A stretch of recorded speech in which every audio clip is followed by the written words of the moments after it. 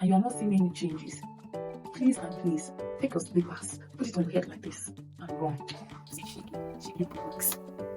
So those that know my age and are wondering, how can you be giving us relationship advice? See, let me tell you something. In this life, it's not about how long or how old you are. It is about the experience, okay? Hi everyone, welcome back to the channel. My name is Betty Odubuzu, and if you're new here, you're welcome. Where have you been? If this is your second, your third, your fourth, your fifth, your 100th, come for a hug. Come. Mwah.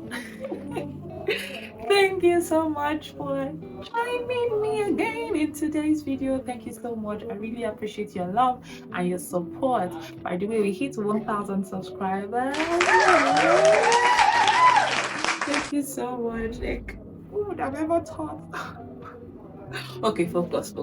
Thank you so much for helping me reach the milestone of 1,000 subscribers. I really appreciate you all. Thank you so much. So to today's video, I'll be talking about five lessons that I learned from my failed relationship. Yeah. First things first. So those that know my age and are wondering, how can you be giving us relationship advice? See, let me tell you something. In this life, it's not about how long or how old you are, but it's about the experience, okay? Don't mind me, I'm just talking from my own experience, and I believe that one thing about experiences is the fact that it is what's that word, like, it is a hey Jesus, oh my god, you see, it's the fact that everybody, your own experience is similar to that of somebody else. Please, if you know the English for what I'm trying to explain now, just let me know. So it's like your experience, as much as it is peculiar to you, yeah, there's always somebody else that's in that same situation as you are going through or have gone through. So it's always important to share experiences, because you never know who might be needing it or who might be finding it useful at the time you're sharing it. Okay, good. So today's video, 5 lessons that I've learned from my failed relationship, in no particular order. Number one is compatibility is key. And when I say compatibility, I know the first thing that is to come to so many people's mind is, are you talking about sexual compatibility? Hell no. I'm not talking. In fact, the compatibility is way beyond that. And for me, when I say compatibility is key, I'm talking about compatibility in purpose, compatibility in life goals, compatibility in vision for life. It is very, very important. Trust me, if the both of you are incompatible in these fundamental areas, that relationship is bound to fail. It is bound to fail, I tell you. It is really bound to fail. So compatibility is key. I know so many times we've always been told health compatibility is also very important, because that's why we've seen so many people that they're already about to tidy up, and then they realize that, oh, their genotype is not compatible with this. So health compatibility, purpose compatibility, life goals compatibility, vision compatibility, spiritual compatibility. See, if you are with somebody that you are not spiritually compatible, my brother, my sister, you will suffer. I'm telling you, spiritual compatibility is very important. And how do you build this spiritual compatibility? It has to start with you as an individual. You know, building yourself up to a standard in all of these things that I've mentioned. You need to build yourself to a standard, so that when anybody else is coming, you can be able to tell whether you are compatible or not. So if you have not built yourself, how can you not be thinking about compatibility? That's why anything that comes or anybody that comes, you go with the flow. So compatibility is very important. It is key, very, very key. Number 2, it's not God's will, it will fail. Yeah, it's not God's will, it will fail. Now, I'm not a pastor, I'm not a spiritual leader, But one thing I can say for a fact is when it comes to relationships, when it comes to even friendships, if it's not God's will, it will fail. And not only is it going to fail, it's going to come with a lot of stress. It's going to come with a lot of trouble. It's going to come with a lot of headache. That's why it is very important to, you see, we spoke about spiritual competence. You need to build yourself to be able to hear from God. You need to build yourself to know the ways in which God speaks to you, so that when someone comes along, you can be able to know if it is God's will or not. Even to friendship, it's not everybody you should be friends with. You know, right?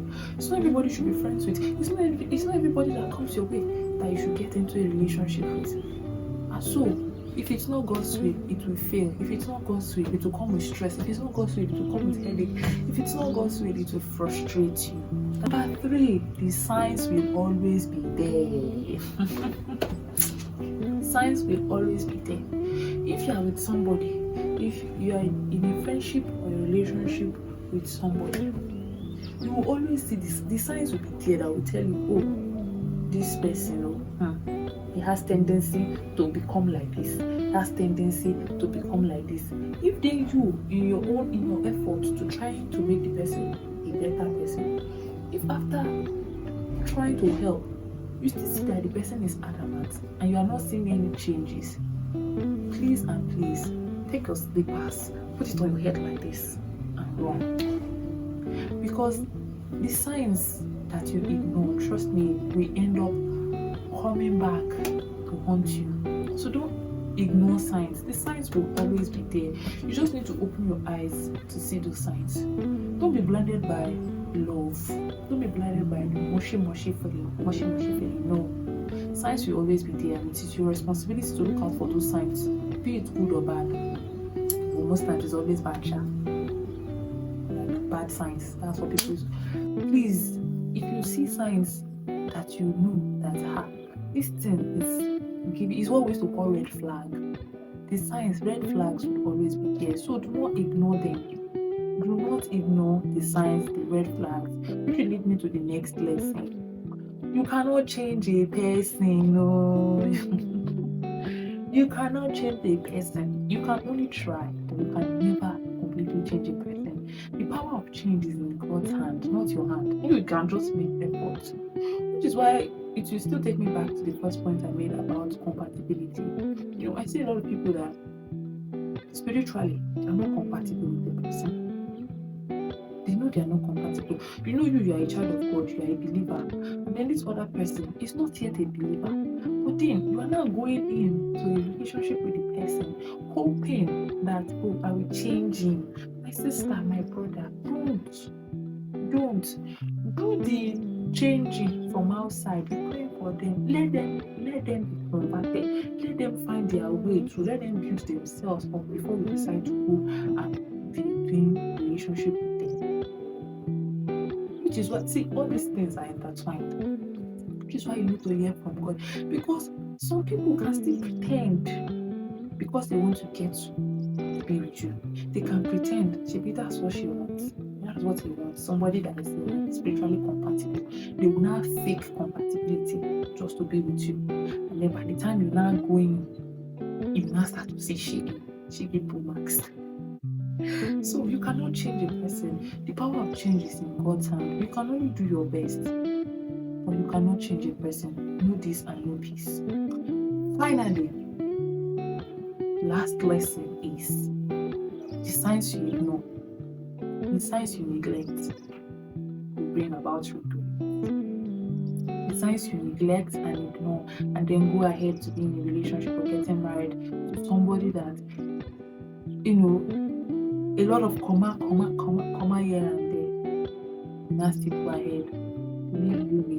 It will end in regret. It will end in regret. And I hope these lessons that I have shared with you really helped somebody else today. Because the truth is, this is the reality of so many people, so many young people. It is the reality. Because nowadays everybody wants to be, let me not say everybody, so many people, they have failed so much to actually be happy they appeal someone to be happy with their singleness or with their singleness, and they just want to be with you. They want to be in a relationship with anybody as long as they're in a relationship. They don't care. You know, so many young people of this generation, they just want to be in a relationship. They don't get into relationships with a purpose. Like it's just I just hope you've been able to learn a thing or two from this video. If you did, kindly like, comment, and also share with others, and subscribe to the channel if you are yet to subscribe to it. Yeah, I'll catch you later. Bye.